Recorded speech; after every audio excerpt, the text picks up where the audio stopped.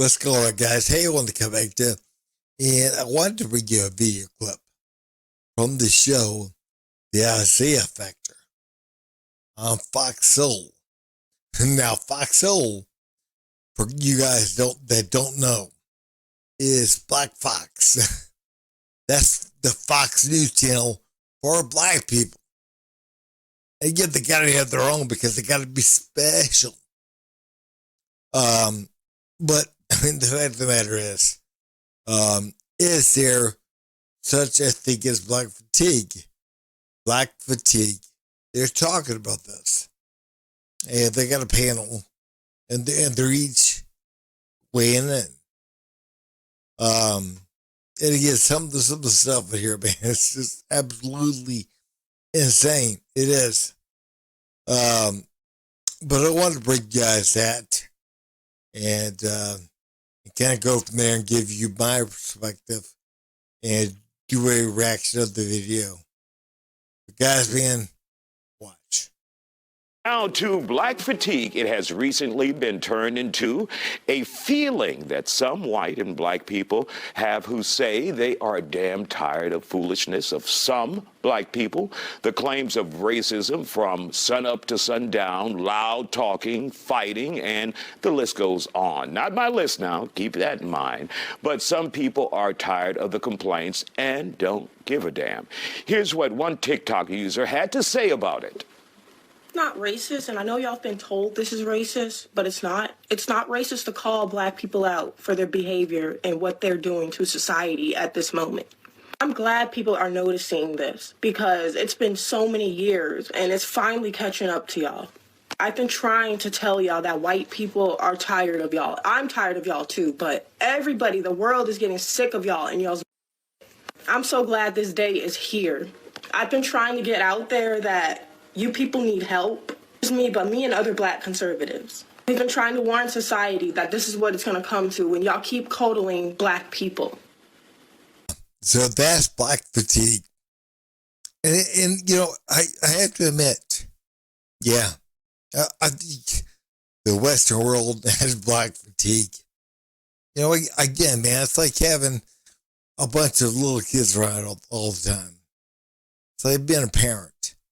Having, 2 and 3 year olds around, or 5, anything below like 7 around all the damn time. Again, you get fatigued. But the thing is, man, we're talking about a group of people, not just the kids, but a group of people, a race of people that, the world is getting sick of. Especially, the U.S. They're getting sick of this. And they're getting sick of the entitlement. The black attitude, the entitlement, the fighting, the yelling, the screaming, the, getting upset if somebody says the N-word. You can't say the N-word, it's our word. I don't care that it was a song, lyric or something, you can't say it. You can't do this. You can't do that. Again, poor black people. Police are killing them. No, you're killing each other. And again, you're ruining this country. I'm not saying all black people. Not at all. But I'm saying, that the certain portion of the black population, I would say the majority of them. But anyways, guys, let's get back to the video. Joining us to talk about it, Dr. Angela Jones, political analyst, Angela Box, activist, Eugene Howard, filmmaker Sean Welling, and conservative M. Williams. We want to thank you all for joining us here on The Factor. First of all, let's define what black fatigue is supposed to be, Dr. Jones. Black fatigue is supposed to be just and I'm trying to make it as short as possible. Basically, society is saying that they're tired of how black people are blaming things that have happened to us historically in the past on what's happening today. And they are also now adding different things that they have seen in society to that behavior as well. As she said, like loud mouthing or maybe, using certain words or certain behaviors in public. So that's basically the definition in a short sense. Do we get anywhere? Oh boy, man, that's not black fatigue at all. I mean, it's really not. Black fatigue is, upset because black people are behaving a certain way. They're entitled. They're babies. They believe they can behave whatever way they want to behave. They can't accuse anyone of whatever, and you gotta believe them. And they, again, they can fight in the middle of the street. They can punch people. If you say the wrong word at the wrong time with the wrong, emphasis or whatever, again, they're entitled to kill. The fact of the matter is, man, they're a bunch of babies. Now, I'm not saying everyone, but I'm saying majority of them. They're babies. They are truly babies. And the fact of the matter is, man, people don't need to take them serious. And again, it has nothing to do with what historically has happened to them. And, again, no, we're talking about now. And we're talking about having accountability of oneself instead of blaming everyone else. And that's what led to this, is allowing them to blame whoever they want to blame for whatever. And again, it could be hundreds of years later, and it never happened to them at all. But again, they feel the pain from it. Oh my God, the pain. It's just not Station. No, this absolutely Okay, good is night, folks. I mean, the thing is, it's an absolutely pointless conversation. It's like, okay, so now what? Thank you for letting us know that there's a new fancy word of you saying that you're tired of black people. And you put it on the internet, and now people are co-signing on it, including with the way the environment is already. But it's okay. You put a nice new name to it, and now you feel like it's okay to say. And it's not going to do anything for anybody to now pander this term around, to pass it on in the internet and put it in people's mouth and make people feel encouraged to say, I have black fatigue. But when we're all tired, when I'm saying, we're all tired of something and somewhere, there's always something. So this is not actually going to help anyone psychologically, mentally, emotionally. It's only going to create more divisiveness, more anger, and more hate in society. And again, guys, we have got to be able to say, people have got to be able to say what they got to say. And again, it's not like it's this new thing. It says people have gotten sick and tired of this. They're getting sick of it. And again, where I think it really comes from, is the Carmelo Anthony and Austin Metcalf murder case. Again, this black kid got it so far. He's not in prison or whatever. He's out on bond, and he's been told he can graduate high school and everything else, even though he stabbed a white kid in the heart. And after he told him, "Put your hands on me, come on, man, put your hands on me and see what happens." And he was where he shouldn't have been, carrying a knife. He brought a knife to a sporting event. Again, this kid was bad news. And, and I think white people are like, wait a minute, what? What's happening? He's not in jail. He's doing whatever he wants. He can graduate from high school, whatever. Yeah. Oh. Again, that's enough. We've had it. And, and rightfully so. But no. Again, you should be able to say whatever you got to say without feeling like, hey, I got to censor this, because I'm not saying call names or whatever. And, with the Shiloh Hendricks case or whatever, with the white lady who called a black kid the N-word. And, again, I'm not taking it for her, but I do understand their level of anger. I feel it, in the community, directed right now towards black folks. And I know black folks are like, oh, we don't care. We don't give a shit. Well, you should. You should. Because even just sheer numbers wise, you're on the losing end of it. But the fact of the matter is, you've got to understand, you can't live a double standard. You can't expect everyone to treat you a certain way, and then you treat everyone else horribly. You can't do that. And if you want to, eventually, at some point in time, it's going to backfire on you. And I think right now we're seeing that. A lot of people, especially black people, joining that chorus, saying that I'm tired of black people too. What will that do? It's not going to do anything, because here's the thing. That black person, or the black people that are on the internet saying that, can go somewhere and they're going to be already stereotyped into the group that they're trying to separate themselves from just because they're black. You actually have to be around people to see their behavior. You have to witness their behavior to actually understand who they are. But she could sit there and be in a crowd of a room of black people, and guess who she's going to be included in that group as well. She's not doing anything that is going to help her or her race at this time. All right, Angela, let's hear from you. Your thoughts about this black fatigue. Well, with all due respect to Angela, number one, I really disagree with this. It is a completely behavior-based issue. And when white people, black people, Hispanic people are saying we have black fatigue because of the behavior of some black people, we've all seen it. We all know what it is.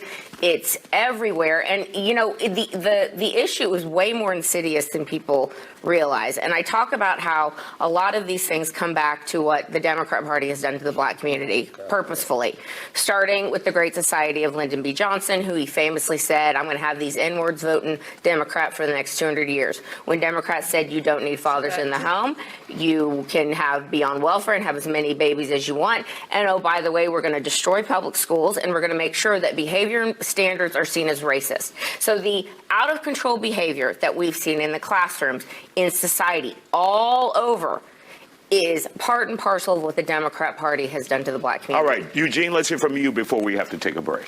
Man, why are we all... What does the Democrat Party have to do with black fatigue? Everything. A lot of people, especially black people, joining that chorus, saying that I'm tired of black people too. What will that do? It's not going to do anything, because here's the thing. That black person, or the black people that are on the internet saying that, can go somewhere and they're going to be already stereotyped into the group that they're trying to separate themselves from just because they're black. You actually have to be around people to see their behavior. You have to witness their behavior to actually understand who they are. But she could sit there and be in a crowd of a room of black people, and guess who she's going to be included in that group as well. She's not doing anything that is going to help her or her race at this time. All right, Angela, let's hear from you. Your thoughts about this black fatigue. Well, with all due respect to Angela, number one, I really disagree with this. It is a completely behavior-based issue. And when white people, black people, Hispanic people are saying we have black fatigue because of the behavior of some black people, we've all seen it. We all know what it is. It's everywhere. And, the issue is way more insidious than people realize. And I talk about how a lot of these things come back to what the Democrat Party has done to the black community purposefully, starting with the Great Society of Lyndon B. Johnson, who he famously said, I'm going to have these N-words voting Democrat for the next 200 years. When Democrats said you don't need fathers in the home, you can be on welfare and have as many babies as you want. And oh, by the way, we're going to destroy public schools, and we're going to make sure that behavior standards are seen as racist. So the out of control behavior that we've seen in the classrooms, in society, all over, is part and parcel of what the Democrat Party has done to the black community. All right, Eugene, let's hear from you before we have to take. I fully agree with that. Again, if you don't have standards for behavior, like, you're good. What you can do, let everyone act whatever they want to act. And again, if you don't crack down on a particular group of people, because again, they're acting a particular way, they're not going to learn. It's going to get worse and worse and worse and worse, and you're going to have what you have now.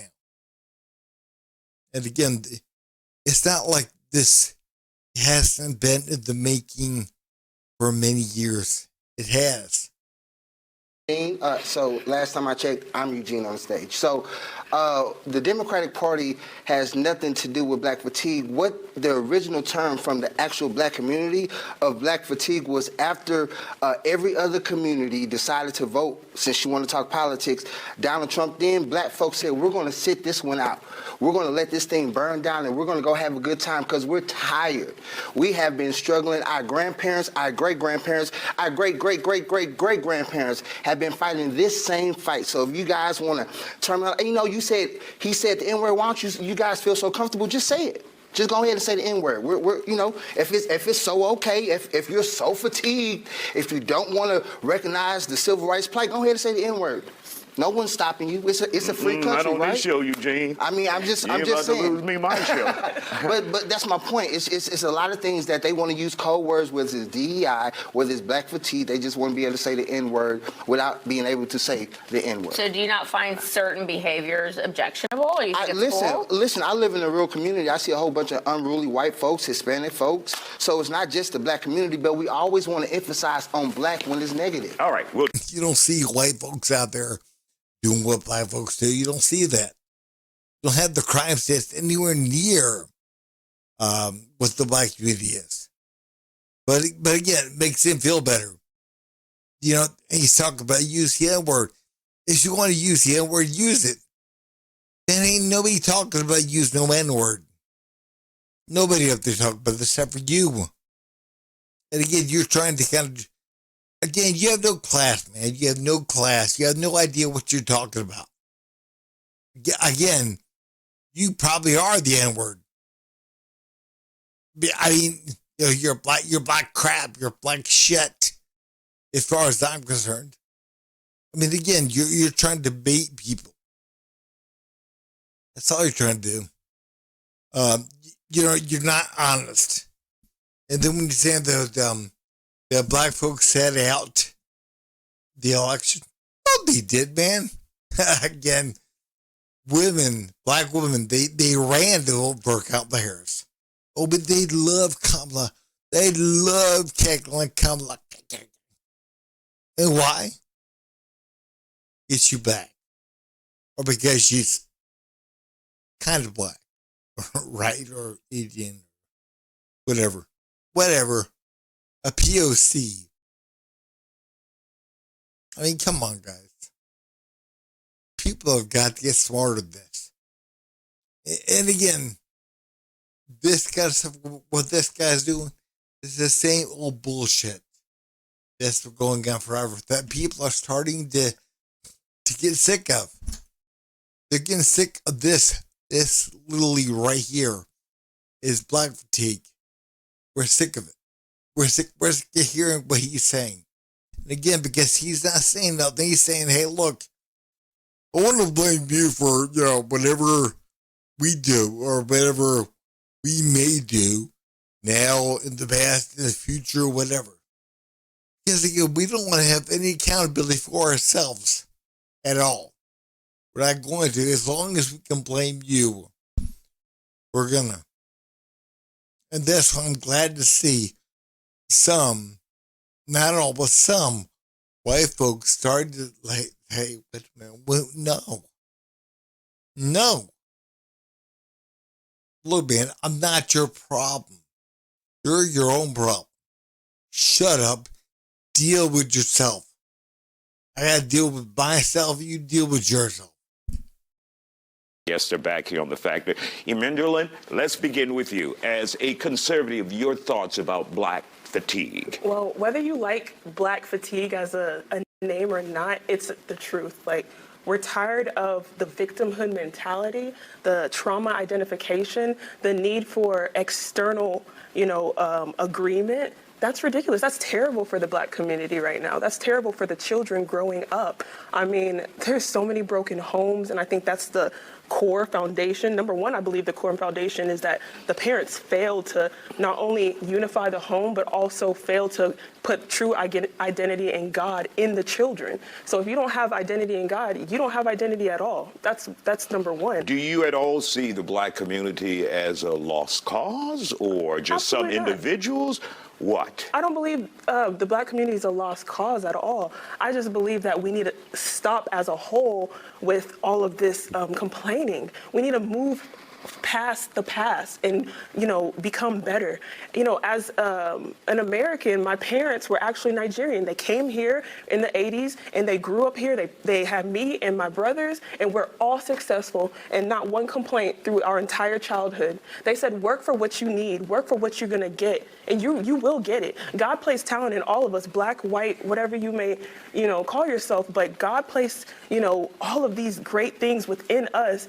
Why should I now say, oh, well, a white person thinks this of me, or there's racism here and there? I don't think about that. I don't wake up every morning and have racism and all of these negative things on my mind. I move forward and I move past that. All right, Sean, let's hear from you. And again, I was so taken by your speech. The term we're talking about is Black, what was it again? It's Fatigue. Okay, so on Black fatigue, and come from somebody, and I think I agree with her tremendously, having a school for 3 decades, it was the first hip-hop dance school in the country.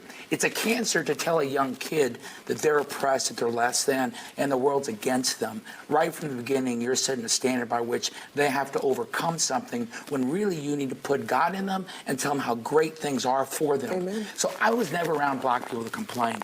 All the actors and dancers I was around, they had a sense of purpose. They were dynamic, and they never complained. So to me, it's really what I get is in social media is a lot of white people complaining and creating this problem, saying, look, watch out, these people are in trouble. I'm like, back off. Mm-hmm. Let them create their own destiny. Absolutely. So I don't see that as being the Black issue. I see more of a liberal white situation when they're not even in a position to complain or talk about it. They're virtue signaling, and it drives us nuts. Okay. Dr. Jones? The conversation that we're having here is whether Black fatigue is a real thing. But the problem is that the reason this topic has come back up is because of the viral video that recently came out of the woman that called a 5-year-old autistic kid the N-word. Mm-hmm. And then she raised $700,000 by a Christian organization, and I am Christian as well, so I just want to put that out there as well. And she raised $300,000 from another organization. I don't know if she actually got that money, but then this video from the person who originally started putting this on TikTok came out in reference to that. Yeah. Now, I am a first-generation American as well, and I was taught a certain way as well, but what we cannot ignore is the things that have set us back as a community. The reason we are not where we're supposed to be is because we are still only a couple of decades away from what we have been oppressed from and the things that we have gone Constantly from. looking at the past. My grandma, Really quick, let Dr. Jones talk. Okay, and so my grandmother, who just passed away last week, was there for the civil rights, was there for everything like that. And I was there to see all of those things as well. It cannot be ignored that these things are still oppressing our community. I understand, and I actually agree. I was instilled hard work, go to school, do what you're supposed to do. And I did, but I'm not going to sit there and ignore as though the people in my community, not everyone had that opportunity. So at the end of the first thing I want to say was, no. Not at all, man. This girl is wrong. Again. And people are going to be like, oh, you can't call her girl, man. She's a doctor. Doctor.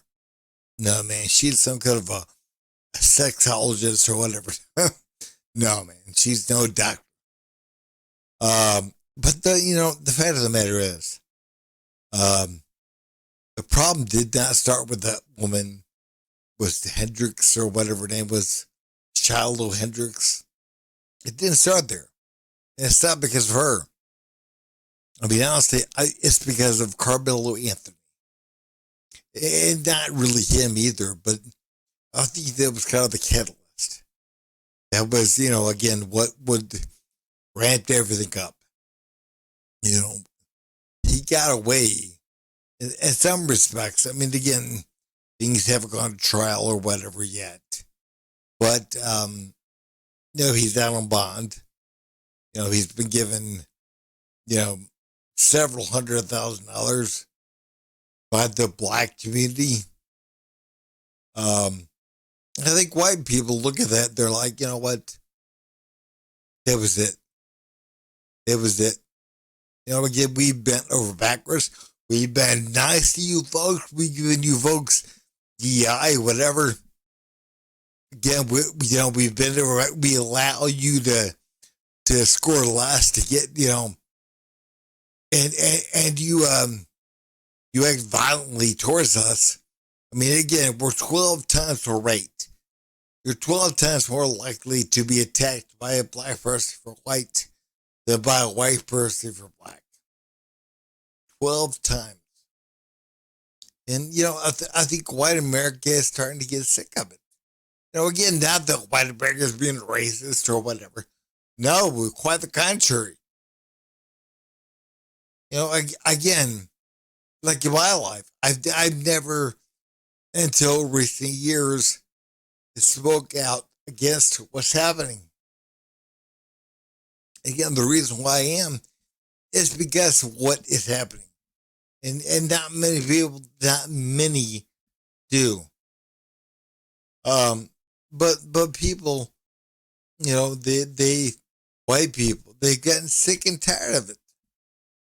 Yeah, sick and tired of it. Again, we're sick of being hurt physically. We're sick of being told we're bad, we're wrong, we're this, we're that. Again, we're the devil, whatever.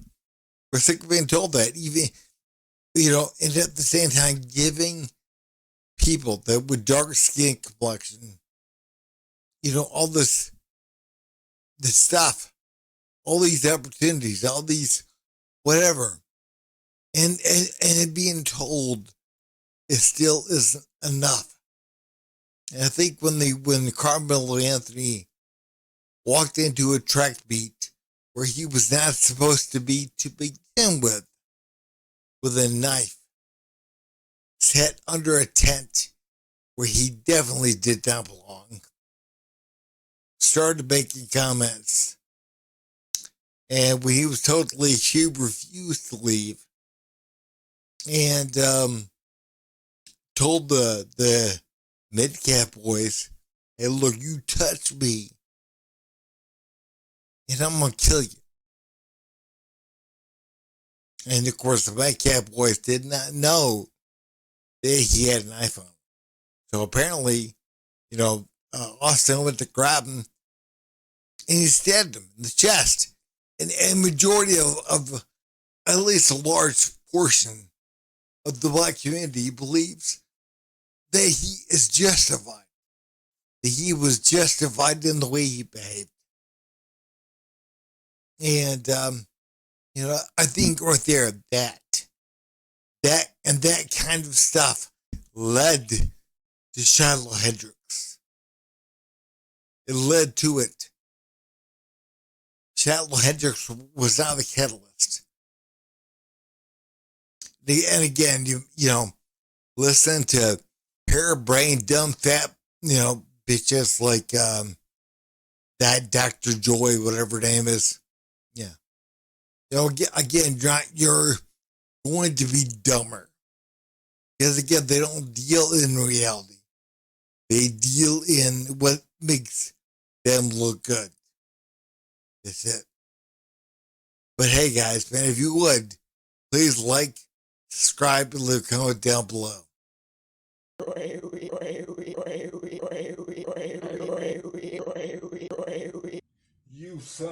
You son of a